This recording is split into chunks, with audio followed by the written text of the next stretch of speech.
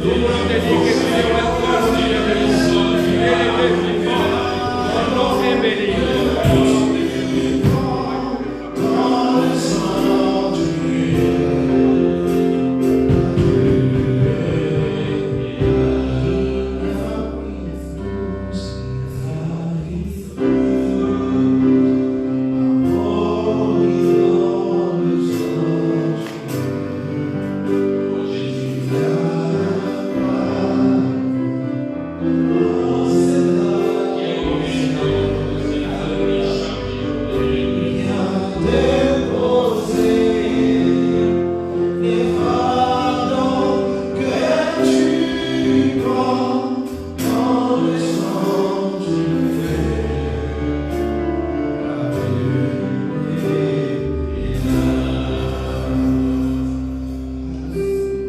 Je vous salue tous, vous tous qui nous suivez en direct sur cette émission de l'Église à Mission. Nous sommes en direct aujourd'hui, le 4e jour de notre séminaire. Le thème est Jésus veut te délivrer aujourd'hui. Aujourd'hui, 4e jour, nous avons la foi, nous croyons que Jésus-Christ va encore se glorifier. Tu seras béni ce soir, toi qui me suis. Les liens de Satan, les liens des familles, la malédiction des familles sera détruite ce soir. Puisque Dieu est fidèle, il est dans sa parole. Amen. Tu as bien fait d'être là. Si tu n'as pas encore appelé quelqu'un, s'il est encore temps, appelle un ami, appelle un membre de famille, afin que vous suiviez ensemble cette mission, vous suivez ensemble ces cultes d'adoration, afin que le brisement se fasse dans votre famille. Ce soir, nous bénissons Dieu. Nous bénissons Dieu parce qu'il est au rendez-vous. Je sens la puissance, je sens l'onction de Dieu en ces lieux où nous sommes. Je sens que Jésus-Christ veut faire quelque chose. Il veut le faire pour toi. Il veut réellement te rendre libre. Commence à bénir Dieu. Dis-lui, Seigneur, je suis là parce que je veux mon miracle. Je suis là, Seigneur, parce que je veux ma délivrance. Ce soir, je suis là parce que je veux recevoir de toi. Ce soir, je suis là parce qu'on m'a dit que tu délivres des gens. Je veux voir cela s'accomplir dans ma vie. Parle à ton Dieu, toi qui me suis maintenant. Commence maintenant à bénir Dieu, à l'inviter dans ta vie, dans ta maison, dans ta famille. Seigneur Jésus, je te dis merci. Merci Seigneur, parce que tu es bon. Je te remercie parce que tu me donnes la faveur de t'adorer. Le Dieu magnifique, Seigneur. Je te recommande, Seigneur, de tes cultes. C'est depuis des cultes, Seigneur. Je te recommande ces moments. Seigneur, prends autorité sur toutes choses. Contrôle toutes choses, Seigneur. Manifeste ta gloire. Contrôle, Seigneur Jésus. Brise en tout cas, Seigneur Jésus, toutes choses. Que Seigneur, l'ennemi n'ait pas le temps de se glorifier. Seigneur Jésus-Christ, qu'il soit fondé, Seigneur Dieu. Parce qu'il est ouvert les hontes. Parce qu'aujourd'hui, tu vas les déloger, Seigneur, dans la vie de mes bien-aimés. Dans des familles qui sont, Seigneur, captives, Seigneur Dieu. Des liens de démons, des liens de Satan. Seigneur, je te recommande toutes choses. Commence avec nous. Cher Saint-Esprit, je t'invite au milieu de nous. Laisse ta puissance de délivrance, ta puissance d'onction, ta puissance de faveur. Sois sur chacun de nous, Seigneur Dieu, parmi, Seigneur, tous ceux qui vont suivre. Glorifie-toi, Seigneur, afin que les chaînes tombent, afin que la malédiction tombe, afin, Seigneur Dieu, nous puissons que les liens de famille, de maladies, Seigneur, tombent, Seigneur, en cascade. Ce soir, nous te faisons encore confiance, car toi, tu es le Dieu fidèle, le Dieu qui est béni. Merci, Seigneur. Glorifie-toi, Seigneur. Merci, Seigneur. Chante avec nous ces cantiques. Chante si tu le veux. Élève le nom de Jésus. Chante ces cantiques.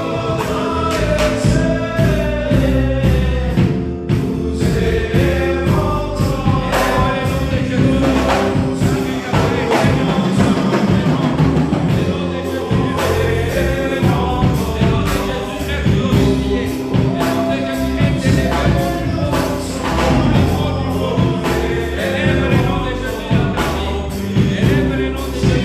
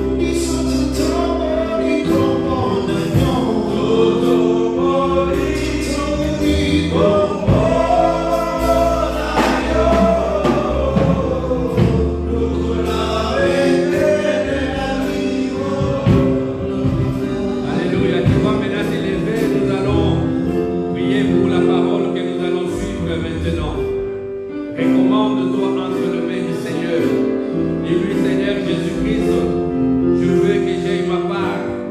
Je veux recevoir quelque chose de toi. Que cette parole soit pour moi. Je veux recevoir quelque chose venant de toi à travers ton serviteur. Nous prions au nom de Jésus-Christ. Seigneur Jésus, je lève ton nom. Je te dis merci. Parce que cette soirée, tu vas nous parler. Tu veux nous parler. Est-ce que le Seigneur de Dieu, cette parole soit, Seigneur, une bonne parole. Qui tombe, Seigneur, sur le Seigneur, une terre fertile. Seigneur Jésus, qu'elle nous conduise des fruits. Qu'elle nous conduise des fruits, Seigneur. À la vie de quelqu'un qui va suivre cette soir. Il y ait un changement. Une transformation. Il y ait une conversion, Seigneur Jésus. Je te bénis, Seigneur Jésus. Laisse le nom de Jésus-Christ soit béni. Je te loue, je te bénis. Utilise ton serviteur. Remplis ton serviteur de ta puissance, de ton onction. Est-ce que l'onction descend? En fait, que Seigneur, que cela bénisse tout celui qui va le suivre. Utilise-le comme un canal. Seigneur Dieu, tu vas déverser ta parole dans sa bouche. Et que cette parole guérisse, Seigneur Jésus. Que cette parole délivre, Seigneur Jésus. Que cette parole ressuscite quelque chose qui est déjà décédé dans le corps de quelqu'un. Au nom de Jésus-Christ, nous avons ainsi prié. Amen. Je vais donc inviter l'homme de Dieu que Dieu s'est servi, s'est choisi ce soir, le pasteur Abraham Chibango. Que Dieu vous bénisse. Alléluia.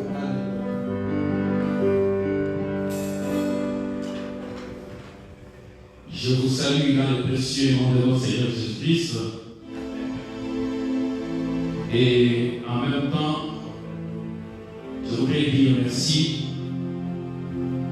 à notre papa, le papa de la maison, le docteur Job Moukadi, qui nous offre l'opportunité de prendre la parole à travers ce séminaire de 7 jours. Je dis également merci à tous ces hommes de Dieu qui sont là derrière moi pour soutenir le service de ce soir. Je voudrais bénir chacune de vous là où vous êtes, quel que soit le pays où vous vous trouvez. Que le Dieu de gloire, le Dieu de toute puissance qui nous a permis de prendre la parole aujourd'hui vous fasse beaucoup de bien. Que la grâce de Dieu soit votre partage. Et comme vous le savez, nous sommes en train de parler sur les termes suivants. Jésus veut te rendre libre aujourd'hui. Jésus veut te rendre libre aujourd'hui, c'est notre thème de ce séminaire. Et le verset de base que nous avons, c'est Jean 8, 36, qui dit: si le Fils de l'homme vous affranchit, vous serez réellement libre. Si le Fils de l'homme vous affranchit, vous serez réellement libre. Cela sous-entend tout simplement que quelqu'un peut paraître libre, mais en réalité, il n'est pas libre. Amen. Et qu'il n'y a que Jésus qui puisse nous rendre réellement libres.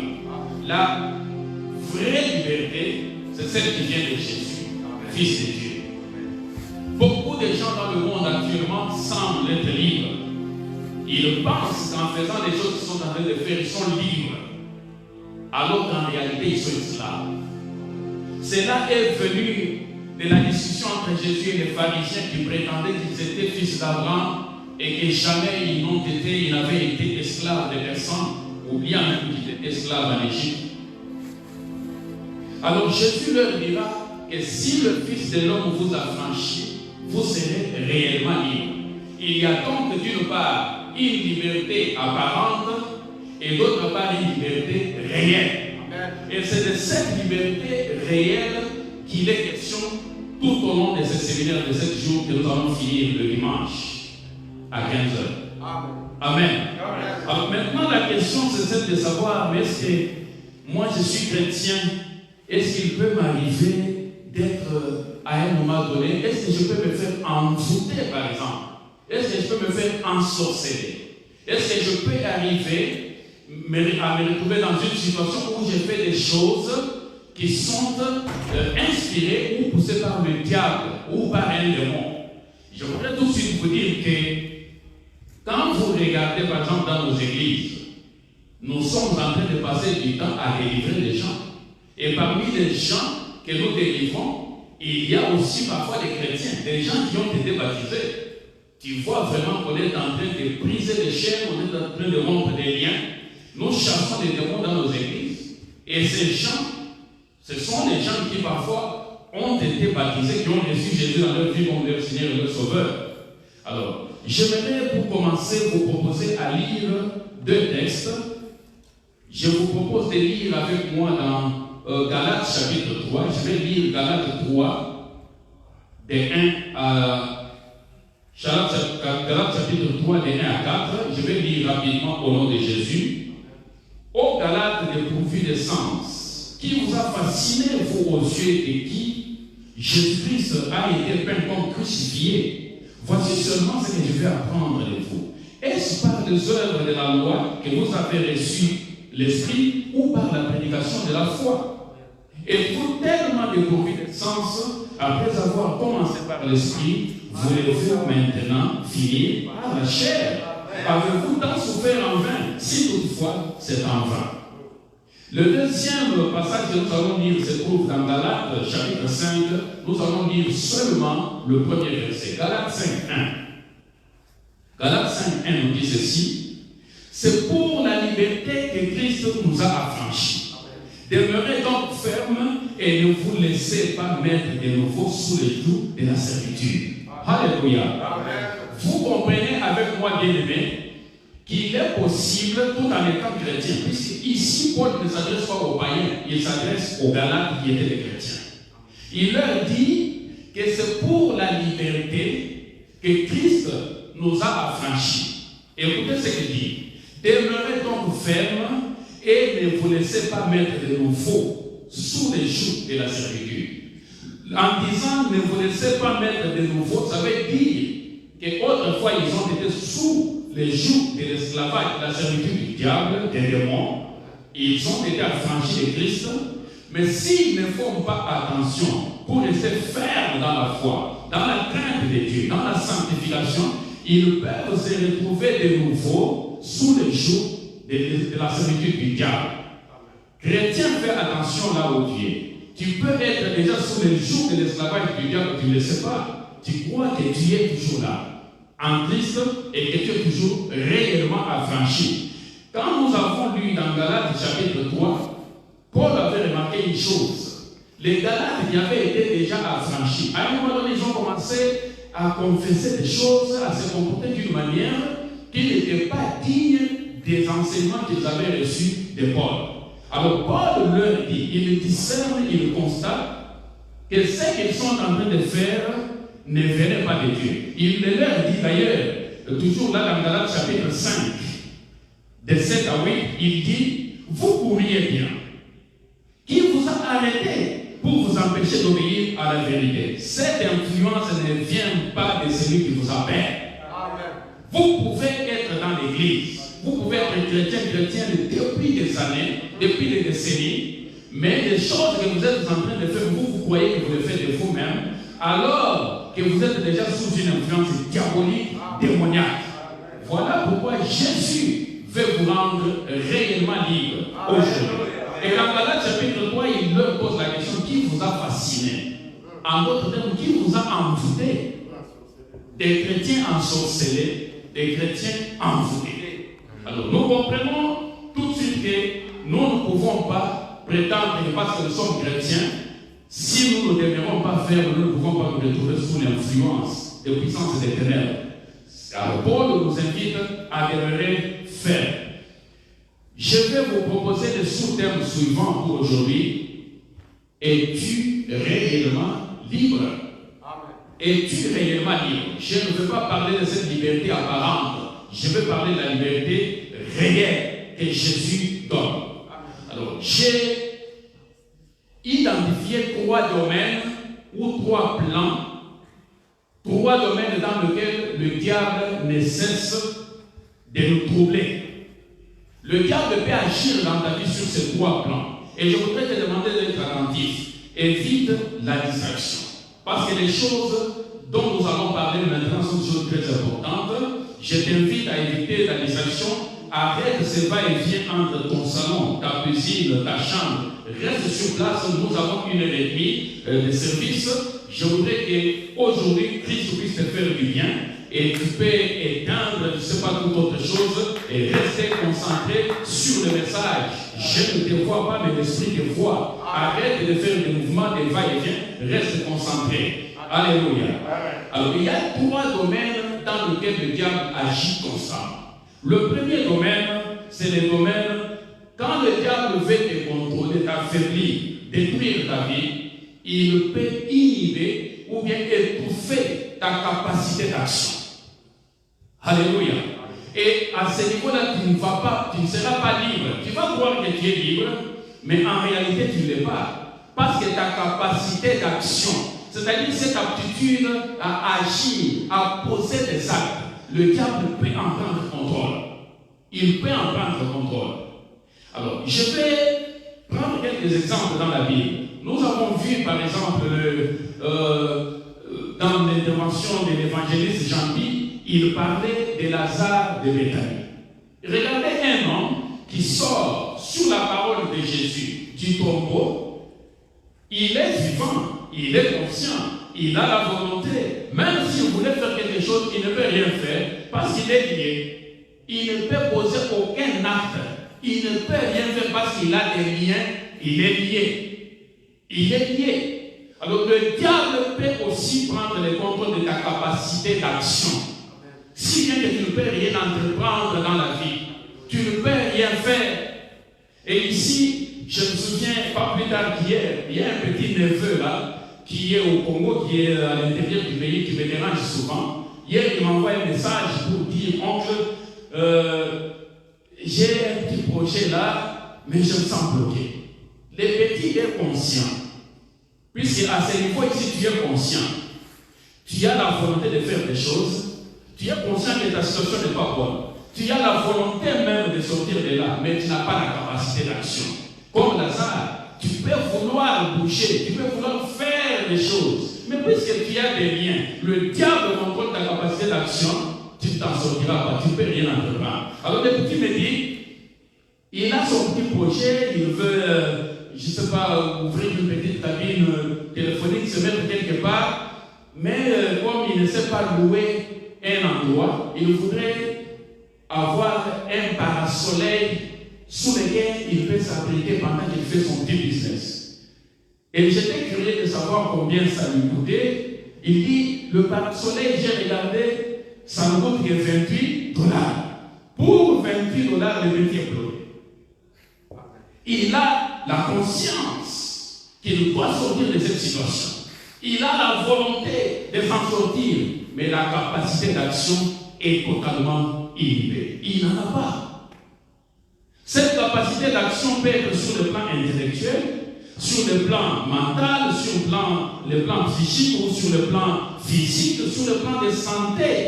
Ça peut être sur le plan financier, comme pour les petits dont je viens de parler, financièrement incapable d'entreprendre quelque chose, malgré sa conscience, malgré sa volonté, malgré tout ce qu'il pouvait faire.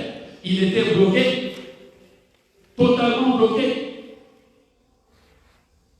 Totalement bloqué. Alors, là aussi, Jésus veut te rendre réellement libre. Il veut te sortir de là. Tu peux être comme cet homme qui, la plupart des gens appellent abusivement le paralytique de la piscine de Bethesda. Cet homme n'a jamais été appelé, identifié comme un paralytique. Il y avait 4 catégories de gens qui étaient là à la piscine de Bethesda. Ça, c'est une parenthèse que je vais refermer tout de suite. On parle des malades en grand nombre, on parle des aveugles, on parle des paralytiques, on parle des malades, des paralytiques, des aveugles. La 4e catégorie, je ne m'en souviens pas de Jean chapitre 5, mais cet homme n'était pas parmi les paralytiques ni parmi les aveugles. La Bible dit qu'il était là malade depuis longtemps. Et quand Jésus arrive, sachant qu'il était malade, il lui pose cette question, veux-tu être guéri? Écoutez sa réponse. Il dit, Seigneur, je n'ai personne pour me jeter dans l'eau. Et même quand l'eau est agitée, quand l'ange vient, quand j'essaye d'y aller, vous entendez ce qu'il dit? Il était conscient que rester là n'était pas bien. Il avait la volonté, il dit, quand je veux y aller, un autre y va avant moi. Mais je ne peux pas aller. Pourquoi? Parce que sa capacité d'action était contrôlée par un démon. Il avait péché. Et un démon était entré dans sa vie. Jésus lui dit d'ailleurs plus tard dans le temple, va, ne pêche plus. Il avait péché et un démon quelconque contrôlait sa capacité de mouvement, d'action. Il ne pouvait pas bouger, il ne pouvait rien faire. Une capacité d'action totalement inhibée. Amen. Et même on voit Paul qui dit dans 1 Thessaloniciens 2, de 17 à 18, il écrit aux Thessaloniciens en leur disant, plusieurs fois j'ai voulu venir, aller vers vous, mais Satan m'a empêché.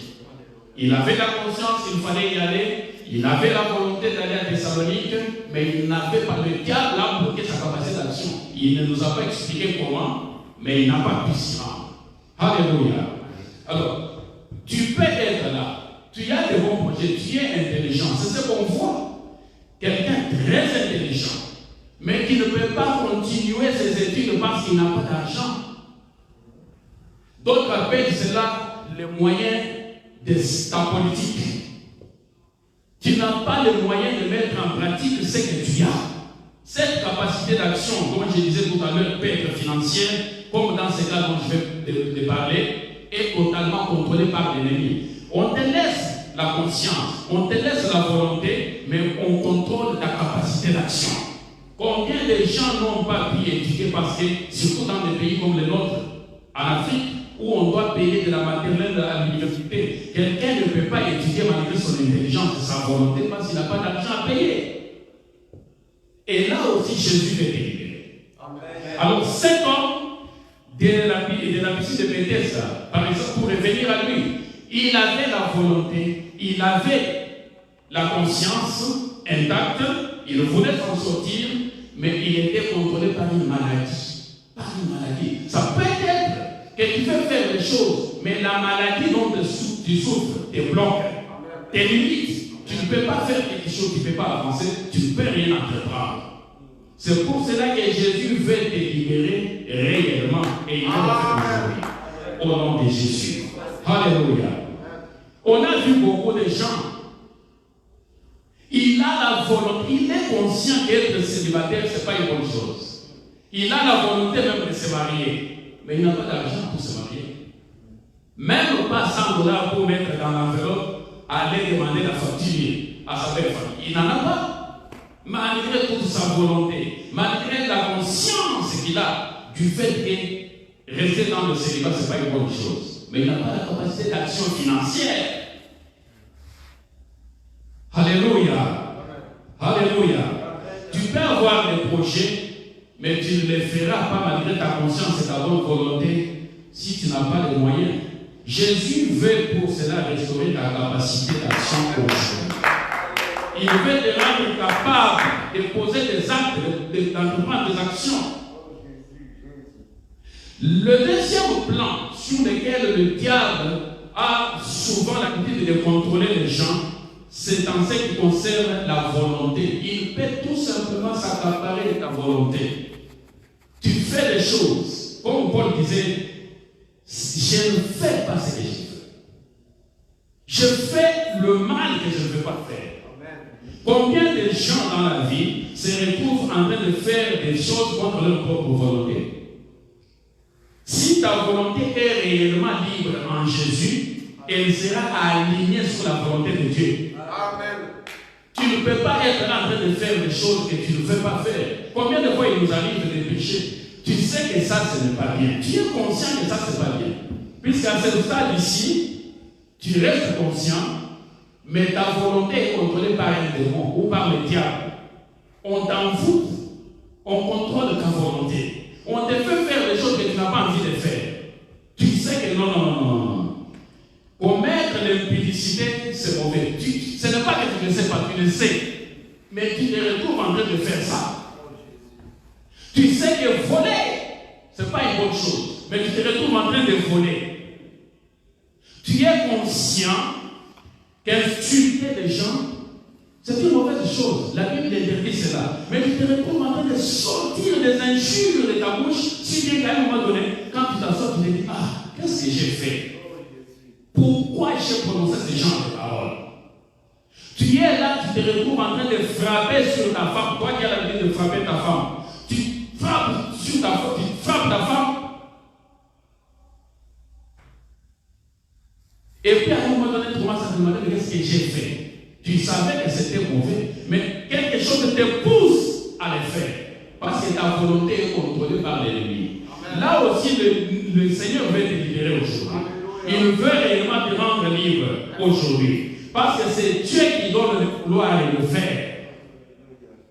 C'est lui seul qui est capable de reprendre le contrôle de ta volonté. Afin que tu ne fasses plus les choses que tu n'as pas envie de faire. Alléluia. Je vais vous donner ici quelques exemples dans la Bible et aussi dans la vie pratique sur comment le diable peut arriver à contrôler la volonté de quelqu'un. Dans Juge chapitre 16, verset 6, la parole de Dieu parlant de Samson, c'est Juge qui était en Israël, que Dieu avait établi pour commencer à délivrer les enfants d'Israël. La Bible nous dit dans Juge 16, verset 6, Delilah a dit à Samson, dis-moi, je te prie, d'où vient ta grande force et avec quoi il faudra te lier pour te dompter. C'était grave. Donc Samson, jusqu'à ce il s'est fait arrêter là, il savait qu'on allait l'arrêter. Cette femme lui dit, tu me révèles le secret de ta grande force, et si tu me le révèles, nous, on va te dompter, on va te contrôler. Les choses que nous faisons, nous savons. Le Saint-Esprit nous avertit. Samson savait qu'en livrant son secret à Delilah, il allait se faire dominer. Et il a livré son cœur, il a ouvert son cœur à cette femme. La Bible nous dit, dans Juge, chapitre 16, verset 19, et l'endormit sur ses genoux, et ayant appelé un homme, il rasa les 7 cheveux et les 7 tresses de la tête de Samson et commença à les dompter. Il perdit sa force. Et là n'est pas le point. Le point c'est, quand nous allons dans Juge 16, 21, les Philistins le saisirent et lui creusèrent les cieux. Ils le firent descendre à Gaza et le lièrent avec des chaînes d'airain. Il tournait la meule dans la prison. Voici un géant de Dieu, un homme qui avait toujours terrassé ses ennemis. Il se retrouve mis en prison, les yeux crevés, en train de tourner la meule. Et c'est ça le point capital ici. Lorsque Samson est en train de tourner cette meule, ce n'est pas parce qu'il le veut. C'est parce que d'autres maîtres sont en train de les dompter. Ils sont en train de les dominer. Celui qui te domine, il te contrôle. Et il t'impose sa volonté. S'il y a un esprit qui te domine, c'est lui qui va t'imposer sa volonté. Samson n'était pas content d'être là, ce n'était pas par plaisir qu'il était là, lui, un juge. Imaginez-vous votre propre juge, si vous étiez enfant d'Israël. Votre juge est mis en prison, il a des chaînes d'airain aux pieds, et il a les yeux crevés, et il est là en train de tourner la main en prison, et les gens sont en train de rire, de rigoler. Il ne le fait pas par plaisir, parce qu'il le veut. C'est parce que sa volonté est contrôlée par d'autres maîtres. Jésus veut libérer ta volonté pour que tu ne sois plus en train de faire les choses que tu es en train de faire. Que tu ne sois plus en train de faire les choses qui sont contraires à ta volonté. Il faut que tu sois capable de ne faire que des choses que le Saint-Esprit veut que tu fasses. Si tu as été envoûté au niveau de ta volonté, Jésus veut te rendre réellement libre aujourd'hui.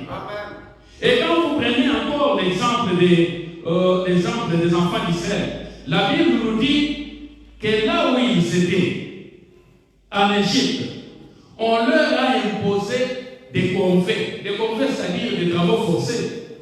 Ils ne faisaient pas ces travaux parce qu'ils les voulaient, mais parce qu'ils étaient dominés. Comme je le disais tantôt, c'est lui qui te domine, il t'impose sa volonté. Amen. Si le diable te domine et que tu n'es pas réellement libre en Jésus, c'est lui qui va t'imposer sa volonté. Amen. Et Jésus veut te rendre réellement libre aujourd'hui. Amen. Amen. Vous savez, parfois, il nous arrive de faire des choses que nous n'avons pas envie de faire. Mais quelque chose te pousse, fais-les, fais-les, fais-les. Tu sais bien que, c'est pas que tu ne sais pas, tu le sais, que haïr ta soeur, ton frère, c'est pas une bonne chose, c'est pas biblique. Mais malgré les efforts que tu essaies de faire, tu te retrouves toujours en train d'haïr les gens. Puisque quelque part, il y a un esprit qui t'impose sa volonté, qui te pousse à haïr ton frère, qui te pousse à critiquer les gens, à te quereller tout le temps. Tu ne t'es jamais posé la question de savoir comment toi qui es chrétien. Je te pose la question dans notre sous-thème d'aujourd'hui, es-tu réellement libre? Tu ne t'es jamais demandé comment toi qui es chrétien, tu es là en train de te quereller tout le temps. Chaque fois qu'il y a des problèmes à Birmingham, qu'il y a des problèmes à Paris, on poursuit, c'est toujours toi qui es à la base. Amen. Mais tu sais bien que ce n'est pas bien. Ce n'est pas que tu ne sais pas, tu le sais, tu es même conscient, mais tu le fais parce que d'autres maîtres ont dominé ta vie. Et Jésus veut libérer ta volonté. Amen. Amen. Amen. Le troisième plan sur lequel le diable a tendance à nous envoûter, à jouer pour nous contrôler, et ça c'est une phase critique. La phase où nous perdons la conscience. On est plus conscient de ce qu'on fait. Dans la première phase, l'inhibition de la capacité d'action, on est conscient, on a la volonté, mais on n'a pas la capacité d'action. Dans la deuxième phase, ou le deuxième plan, on est conscient, mais la volonté est contrôlée par votre maître, par un démon, par Satan.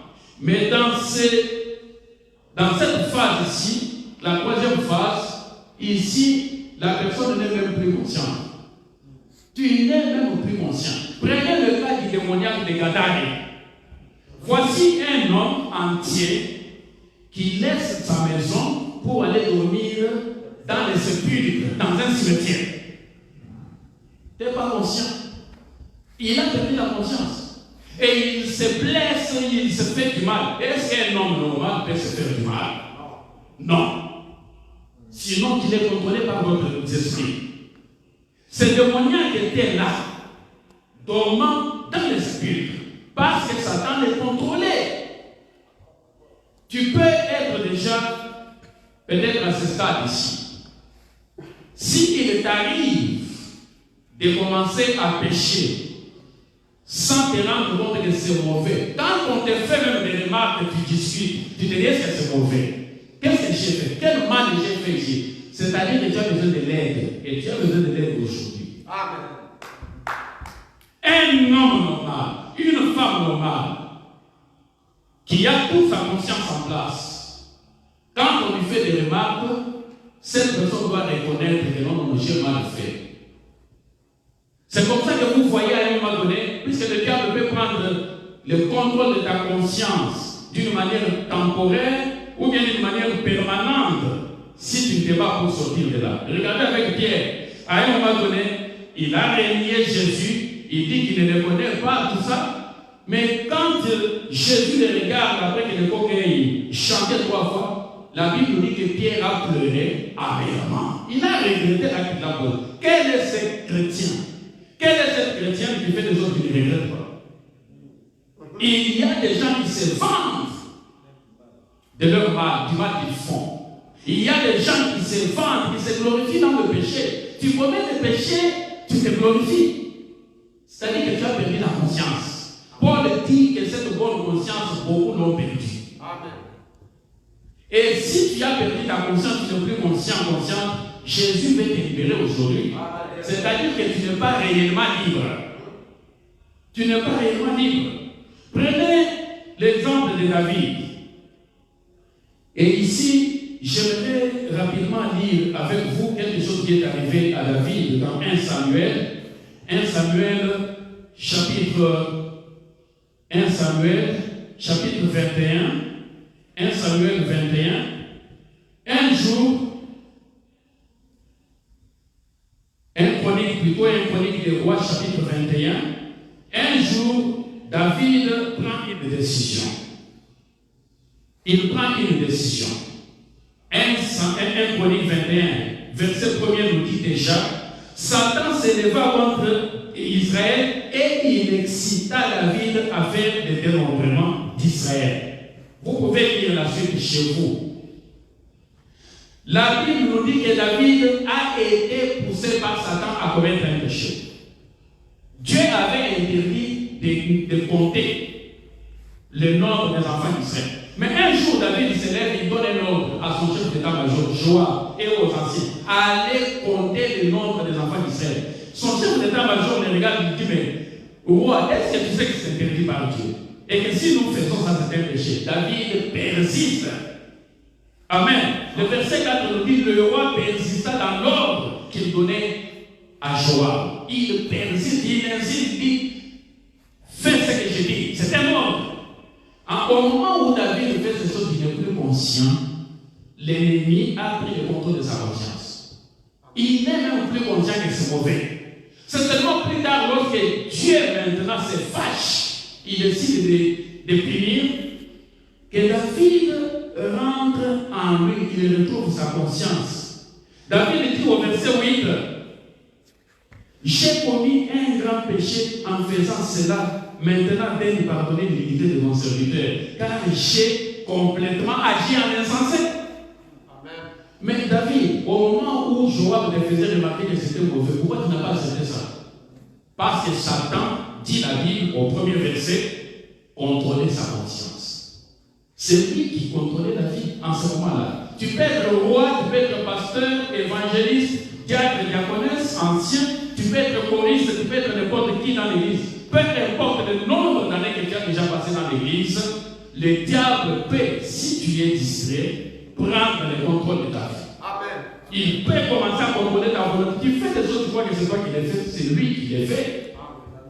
À travers toi. Tu peux commencer à faire des choses qui ne te rendent même pas compte que c'est mauvais. C'est-à-dire que lui a pris contrôle de ta conscience. C'est ce qu'il a fait avec David ici. Il ne se rendait même pas compte que c'était mauvais. Conséquence, 70 000, 70 000 personnes ont été tuées dans cette plaie parce qu'il y a un homme dont la conscience était contrôlée par Satan en ce moment. Et il a pris une mauvaise décision. Vous qui êtes responsables de famille et qui m'écoutez, faites attention. Vous avez une grande responsabilité devant Dieu. Si vous n'êtes pas ferme, vigilant, et qu'à un moment donné, vous laissez le diable prendre le contrôle de votre conscience, vous perdez conscience. C'est lui qui commence à contrôler votre vie. Vous risquez de prendre des décisions qui vont amener la calamité sur votre famille. Vous avez une grande responsabilité. Trouvez-vous par exemple normal qu'un père de famille abandonne sa femme, ses enfants, il va se faire héberger par une jeune fille quelque part? Est-ce qu'il est conscient de ce qu'il est en train de faire, malgré l'âge de ses enfants? Il a perdu conscience. Pouvez-vous vous imaginer, par exemple, un homme adulte qui va, il boit, il s'enivre? Je l'ai vu quand j'étais à Kinshasa, j'ai vu un médecin de surcroît, un chirurgien. Il finit le boulot, il passe dans un bistrot quelque part, il boit de l'alcool. Il rentrait toujours le soir ivre, en train de chanter. Parfois même on le retrouvait, il est couché sur le bord de la route. Excusez-moi, mais il a fait pipi sur lui. Est-ce qu'il a conscience que ce qu'il est en train de faire est mauvais? C'est mauvais. Le diable a pris le contrôle de sa conscience. C'est une phase extrêmement critique, extrêmement dangereuse, où on commence à poser des actes qu'on ne comprend pas. On ne sait même pas compte que c'est mauvais. Si tu es dans cette situation, Jésus va te rendre libre aujourd'hui. Amen. J'ai dit que Jésus, le Fils de Dieu, veut te rendre libre aujourd'hui. Amen. Alors, je veux continuer avec un dernier exemple avant de tirer la conclusion et puis on va prier.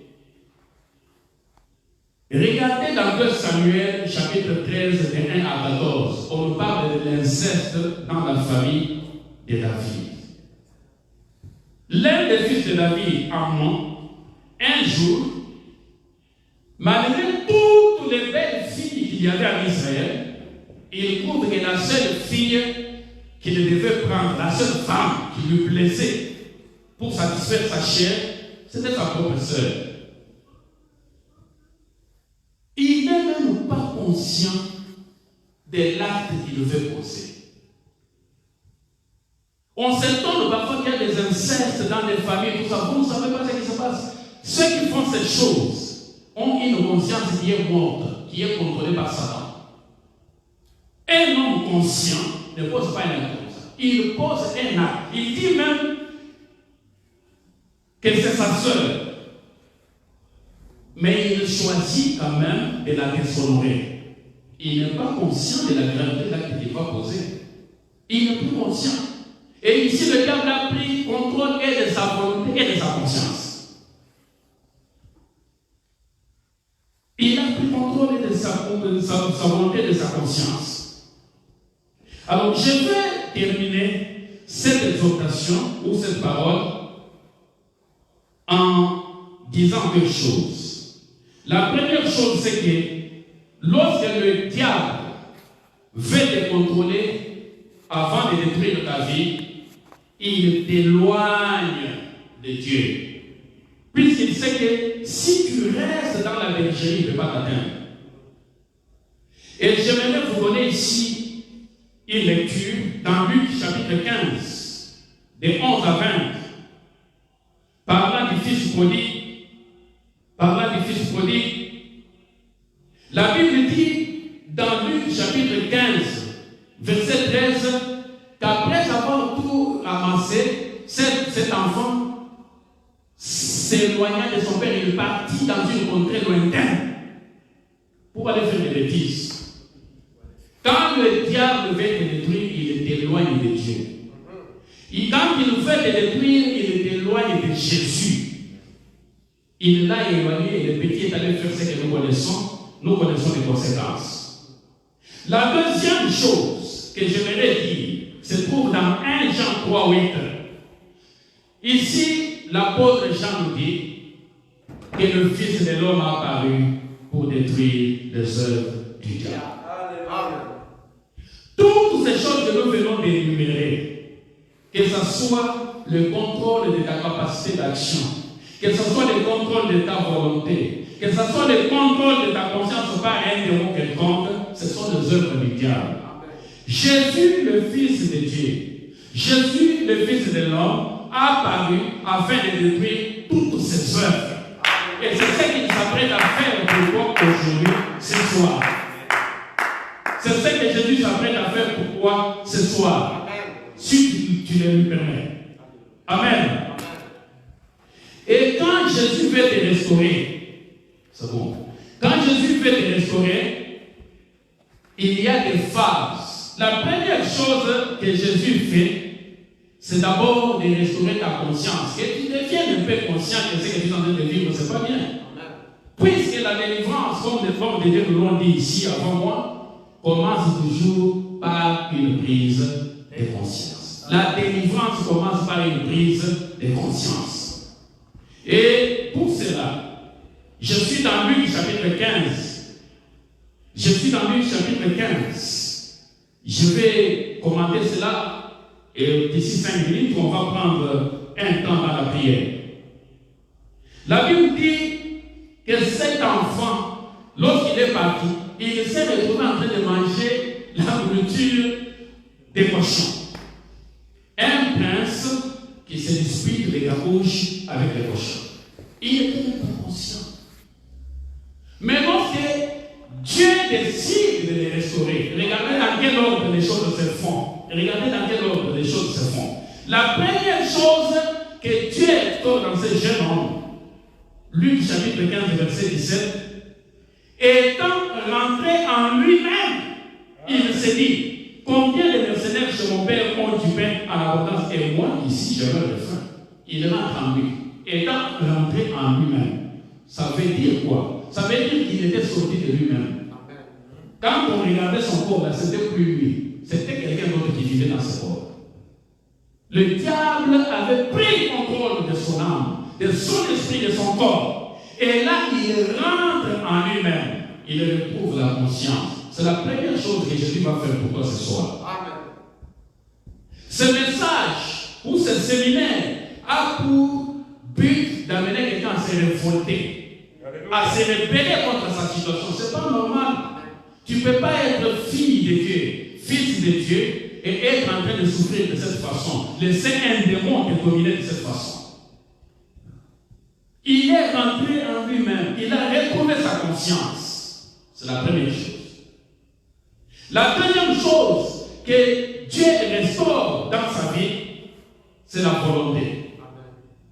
Il dit au verset 18, je me lèverai. Maintenant, il a la volonté. Sa volonté est restaurée. Je me lèverai. J'irai vers mon Père. Et je lui dirai, mon Père, j'ai péché contre toi et contre le ciel. Verset 19, je ne suis plus digne d'être appelé ton fils. Traite-moi comme l'un de tes mercenaires. Il retrouve la conscience, il retrouve la volonté. Que Jésus restaure ta conscience, il restaure ta volonté en son puissant. Et ce n'est pas tout. Au verset 20, la Bible nous dit, et il s'éleva. Maintenant, il peut poser des actes. Amen. Amen. Il peut entreprendre des actions. Parce que sa conscience a été restaurée, sa volonté a été restaurée. Maintenant, il peut agir, il peut s'élever. Il ne pouvait pas s'élever avant. Parce qu'il n'avait pas de conscience. Il n'avait plus de volonté. Sa volonté était contrôlée par notre maître. Mais ici, Jésus voulait nous montrer le processus de la restauration de la délivrance. La prise de conscience, la restauration de la volonté et la restauration de la capacité d'action. Ces trois étapes sont importantes. Alléluia. Amen. Je vais vous inviter à vous lever là où vous êtes. Parce que Jésus, Fils de Dieu, veut vous faire du bien. Amen, amen. Il veut vous rendre réellement libre. Ensemble avec les hommes de Dieu qui sont là, qui sont debout avec moi, nous allons vous aider à prier. Prenez ce temps très au sérieux. Parce que Jésus ne veut pas que vous puissiez continuer à souffrir de cette façon. Il veut vous rendre réellement libre. Il veut vous rendre réellement libre. Amen. Il veut vous rendre réellement libre, comme les fils des prophètes, qui s'étaient rendus soudain compte que les lieux où ils étaient étroits. Ils n'en avaient pas conscience. Des fils de prophètes ont vécu dans un endroit très exigu. Ils ne s'en rendaient même pas compte. Mais un jour, en présence du prophète, ils retrouvent conscience. Ils se disent, non, les lieux où nous habitons est trop étroit. Viens nous aider, nous allons couper du bois, on va l'élargir. Que ceci soit le jour où tu retrouves ta conscience pour sortir un peu de ta situation-là. Le diable a pris le contrôle de ta capacité d'action financière. Ta santé, c'est lui qui contrôle. Tu ne peux rien faire sans être en bonne santé, mon frère, ma soeur. Tu ne peux rien faire parce qu'il bloque ta capacité d'action. Tu te retrouves en train de faire des choses qui sont contraires à ta volonté. Et parfois, tu fais des choses et tu n'es pas consciente que ce que tu fais, c'est mauvais. Jésus veut restaurer ta capacité d'action. Amen. Amen. Alléluia. Nous avons nos yeux fermés, nos mains levées, là où nous sommes. Nous avons nos mains levées, nos bien-aimés nous entonnent un cantique. Et toi, tu te prépares à prier, car Jésus veut te rendre réellement libre aujourd'hui. Nos mains sont levées, révolte-toi contre cette situation. Révolte-toi contre cette situation. Révolte-toi contre cette situation. Tu es le Père de tous. N'accepte plus cette situation. Sans Dieu, tu es Dieu. Tu as rempli les cieux, Adonai. Nos mains sont levées, nous voulons t'élever, t'adorer et célébrer, Adonai. Tu es le Père de tous ceux qui ont les fils en Dieu. Tu es Dieu, tu es Dieu. Tu as rempli les cieux, Adonai. Nos mains sont levées, nous voulons t'élever, t'adorer et célébrer, Adonai. Tu es le Père de tous ceux qui ont le Fils en eux. Tu es Dieu, tu es Dieu. Tu remplis les cieux, Adonai.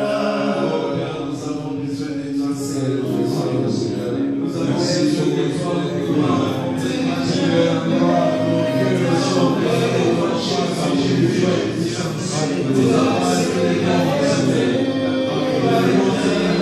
Commence à prier là où tu es devant votre Saint-Esprit.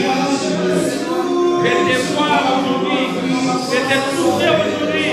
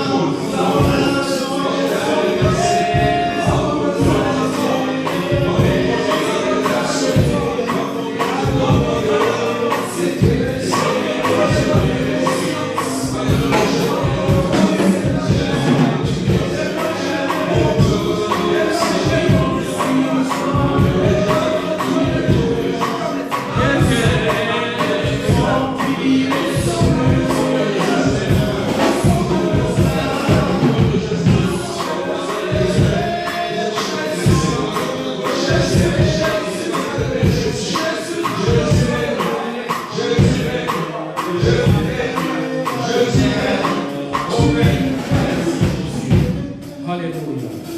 Écoute bien aimé. Matthieu 13 de 24 à 28 nous dit ceci. Jésus propose une parole à ses disciples. Il leur dit que le royaume de Dieu est semblable à un homme qui a semé une bonne semence dans son champ. Mais pendant que les gens dormaient, son ennemi vint s'aimer délivrer parmi le blé et s'en est allé.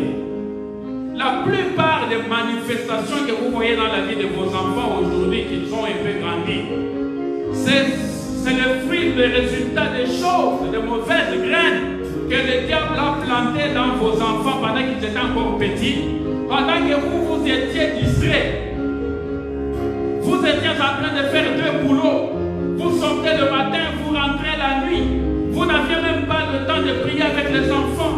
Vous n'aviez même pas le temps de prier en famille. Le diable en a profité pour planter de mauvaises choses dans vos enfants. Maintenant, ils ont grandi, il y a des manifestations que vous ne comprenez pas. Beaucoup de choses que le diable a plantées dans nos vies, c'est le moment où nous étions distraits, quand nous dormions. On n'avait pas une vie de prière.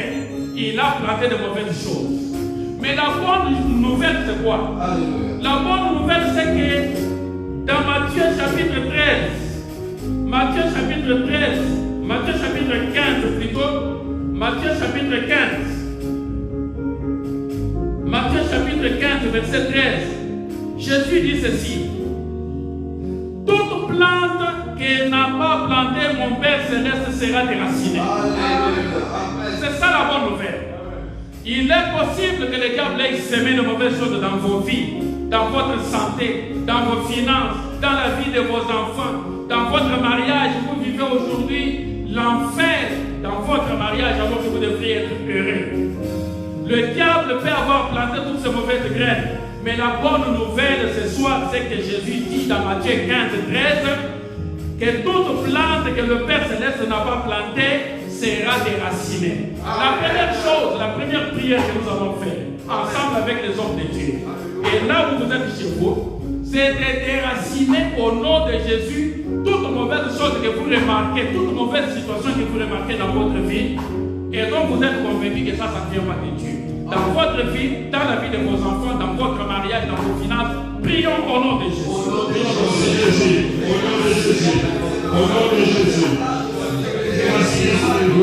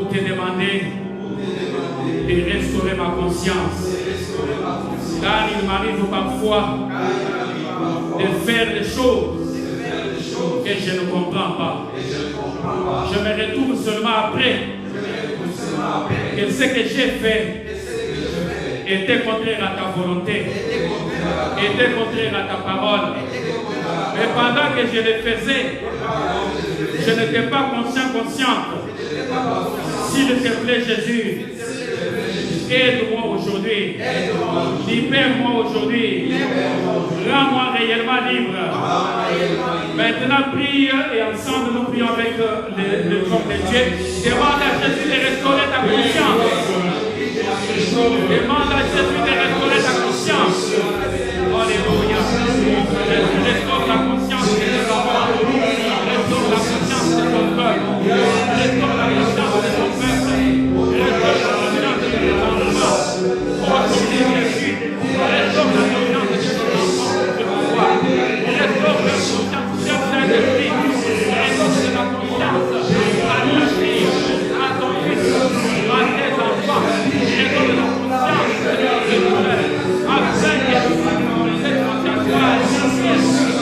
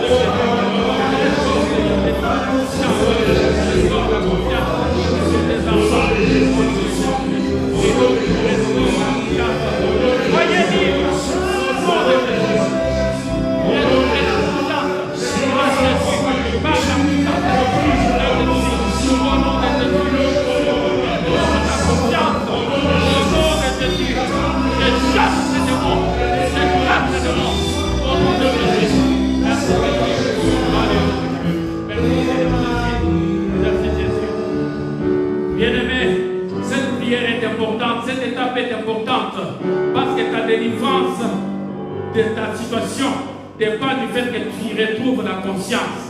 Voilà pourquoi avec les hommes de Dieu, et toi aussi là où tu es, nous allons prier pour chasser tout démon qui a pris le contrôle de ta conscience. Tu fais des choses que tu ne sais même pas que c'est mauvais. Nous allons prier, chasser ces démons de ta vie, de ta famille, au nom puissant de Jésus. Prions au nom de Jésus.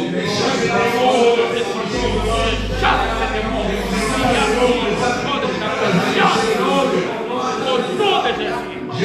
Chasse ces démons qui a pris le contrôle de la vie de la personne qui est de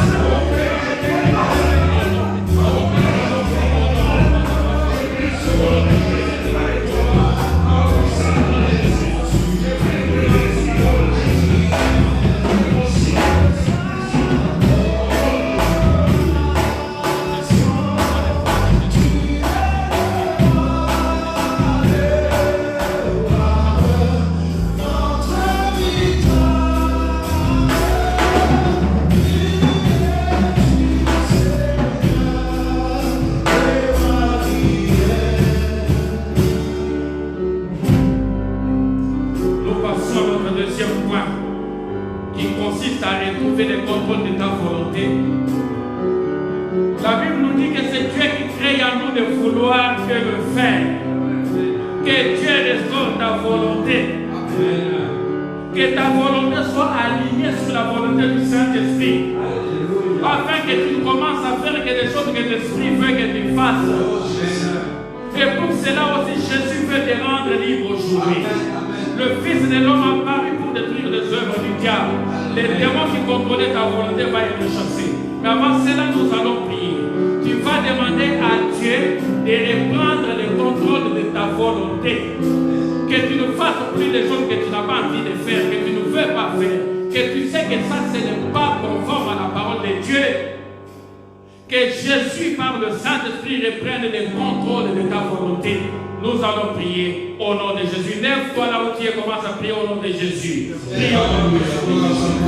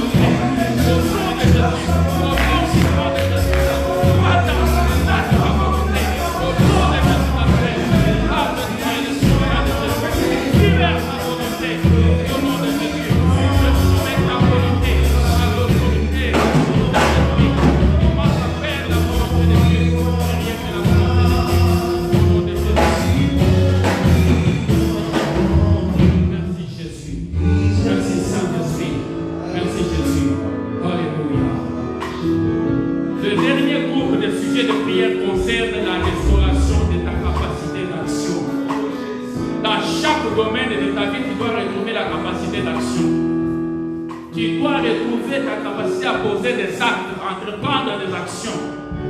Si le diable contrôlait tes pensées, tu ne pouvais pas avoir de bonnes pensées, de bonnes idées pour entreprendre des choses, des projets qui pouvaient te faire réussir dans la vie. Jésus va débloquer cette capacité maintenant. Si c'était un problème de santé qui te bloquait physiquement, tu ne pouvais pas bouger pour faire du commerce, aller faire des études, aller ici ou là, Jésus veut te rendre libre réellement. Et il veut le faire aujourd'hui. Tu es peut-être marié, tu es conscient d'avoir des enfants, c'est une bonne chose. Tu as la volonté d'avoir des enfants, mais le diable t'a frappé de puissance pour t'empêcher d'avoir des enfants. Jésus veut restaurer cette capacité d'action aujourd'hui. Tu veux étudier, si tu me suis depuis l'Afrique, dans des pays où on paye pour les études. Tu veux étudier, tu es conscient. Tu as la volonté, mais tu n'as pas les moyens de ta politique. Tu ne peux pas étudier parce que tu n'as pas quelqu'un pour sauter des études. Jésus veut restaurer ta capacité d'action financière aujourd'hui. Voilà la prière que nous allons faire. La première prière consiste à demander à Jésus de restaurer d'abord notre capacité d'action spirituelle. Que tu sois spirituellement capable d'entreprendre des choses. Puisque le physique est toujours influencé par le spirituel. Tout commence dans le monde spirituel. Que Jésus libère ta capacité d'action spirituelle. Nous allons prier ensemble avec les autres de Dieu. Prions au nom de Jésus. Jésus restaure la capacité d'action de ton peuple et de ton moment. Restaure la capacité d'action de tes enfants qui sont en train de mettre dans ce moment. Restaure la capacité d'action spirituelle de chacun de chacune. Au nom de Jésus, que chacun soit spirituellement capable. Que chacun de nous soit capable. Chacun de ses enfants soit capable d'entreprendre des actions.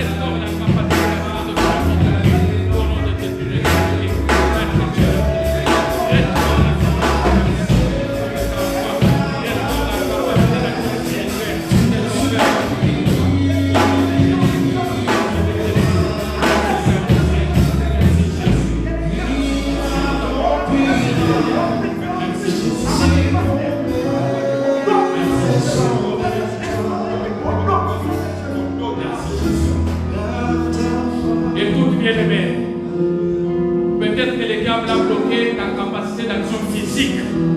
Tu es malade là où tu es. Et parce que tu es malade, tu ne peux rien faire. Sans la santé, on ne peut rien faire. Tu veux avoir des enfants, mais le diable t'a placé t'a frappé de puissance. Jésus veut restaurer cette capacité maintenant. Tu vas maintenant prier, demander à Jésus, dis-lui, fils de David, fils de Dieu, aie pitié de moi, fais comme Bartimée, restaure ma capacité d'action physique, restaure ma santé, restaure ma santé. Nous prions pour la santé de toute la famille. Prions au nom de Jésus. Prions au nom de Jésus. Seigneur, restaure la capacité. Seigneur, restaure la santé de ton peuple. Restaure la santé de ton peuple. Restaure la santé de ton peuple. Restaure la santé. Restaure la santé de tes enfants. Restaure la santé de ton peuple. Restaure la santé de tes enfants. Restaure la santé de tes enfants. Au nom de Jésus. Et donne de la puissance à tes enfants. Dans le diable, la puissance.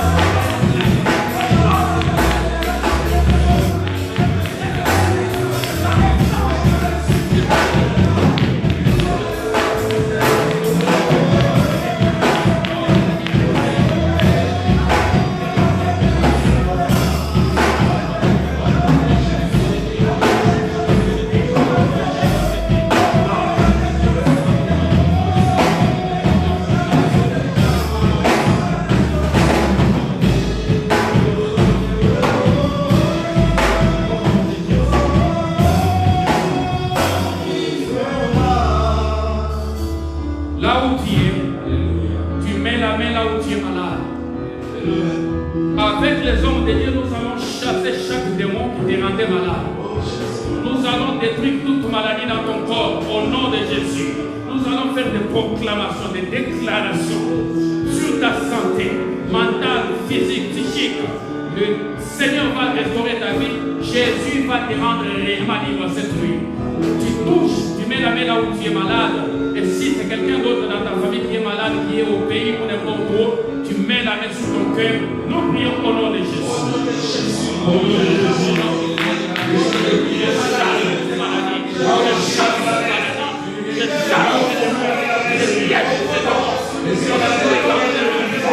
Libérez ces corps.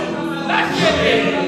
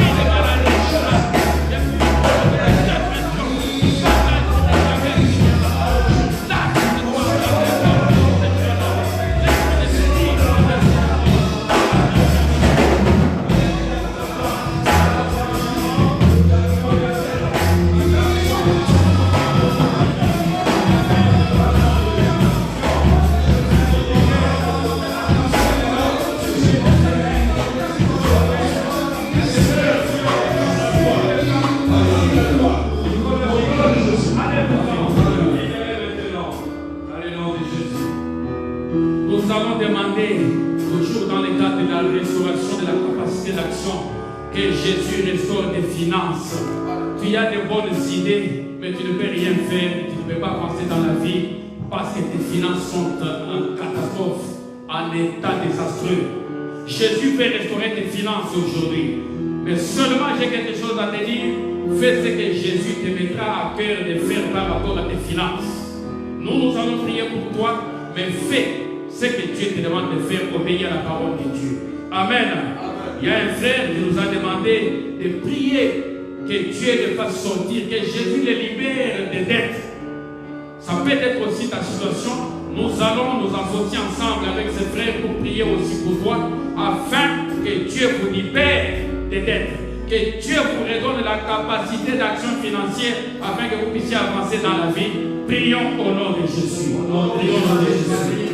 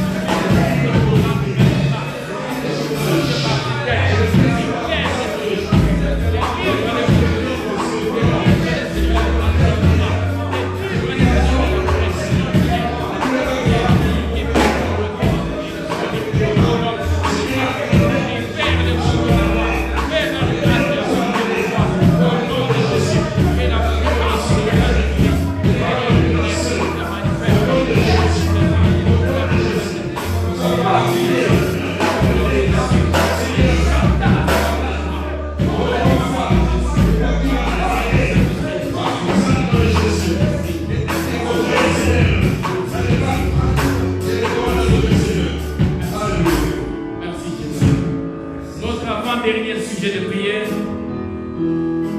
Il y a une sœur qui nous a écrit pour dire qu'elle fait tout le temps des cauchemars, toujours de mauvais rêves, des gens qui voient aussi tout le temps l'esprit de mort. Nous lèvons contre tout esprit qui vient perturber votre sommeil. Nous lèvons contre tout esprit de mort qui s'élève contre la vie des enfants de Dieu, partout où ils se trouvent, qui vient pour s'attaquer à votre famille, qui vient pour s'attaquer à votre vie. Nous lèvons contre cet esprit de mort, parce que Jésus, le Fils de Dieu, a apparu afin de détruire les œuvres du diable. Nous détruisons ces œuvres du diable au nom de Jésus. Prions. Au nom de Jésus. Au nom de Jésus.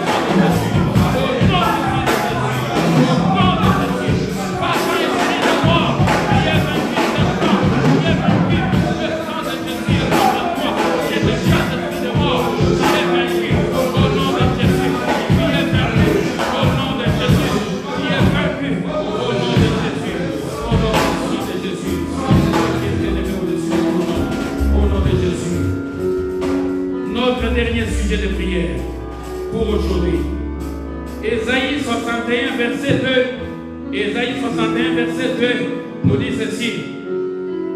L'Esprit du Seigneur est sur moi. Ça, c'est le premier verset. Le deuxième verset dit pour publier une année de grâce de l'Éternel et un jour de vengeance de notre Dieu. Alléluia. Amen. Amen. Notre Dieu est un Dieu qui ne publie pas seulement pour nous une année de grâce, mais il est un Dieu qui a aussi réservé un jour de vengeance envers tous ceux qui nous ont fait souffrir jusque-là. Tu vas enfin prier que Dieu te venge de tes ennemis, qu'il te venge de tes ennemis, qu'il fasse de tes combats ses combats, que lui-même combatte contre tes ennemis. Prions au nom de Jésus. Prions au nom de Jésus. Merci Jésus.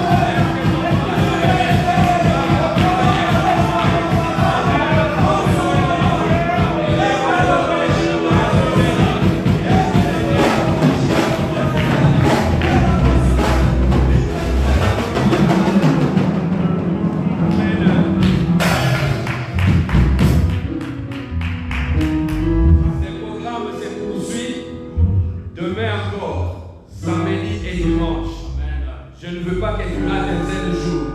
Tu ce programme jusqu'à la fin, tu verras la gloire de Dieu. Tu verras la main de Dieu. Tu verras la puissance du Saint-Esprit. Il te conduira dans ta maison et il te donnera la liberté de repos.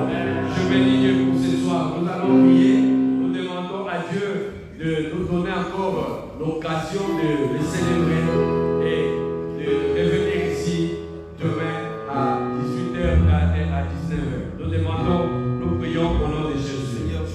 Seigneur, merci parce que tu es le Dieu fidèle, Dieu commence et qui finit avec son peuple. Seigneur, là où tu es, il y a un grand changement. Là où tu es, Seigneur, nous attendons le bouleversement dans notre vie. La prière, Seigneur, de tout-puissant, et que l'ennemi ne se réunisse pas, ne se mette pas d'accord pour le Seigneur Dieu, lutter contre ma soeur, Seigneur Dieu, contre mon frère. Je demande qu'il y ait un des accords dans leur camp. Ils ne se réunissent jamais, ils ne se mettent pas d'accord. Au nom de Jésus. Ce soir, nous sommes venus, nous voulons te dire merci. Merci Seigneur Jésus. Nous sommes commencés avec nous, maintenant nous arrivons à la fin. Donne-nous encore la gloire des mains, le samedi et le dimanche, avec une célébration. Toute la gloire et toute joie, tout l'honneur t'appartient. Dieu dit de louange, Dieu dit d'adoration. Cette âme te bénit. Qu'elle soit la gloire, qu'elle soit l'honneur. C'est dans le nom de Jésus-Christ.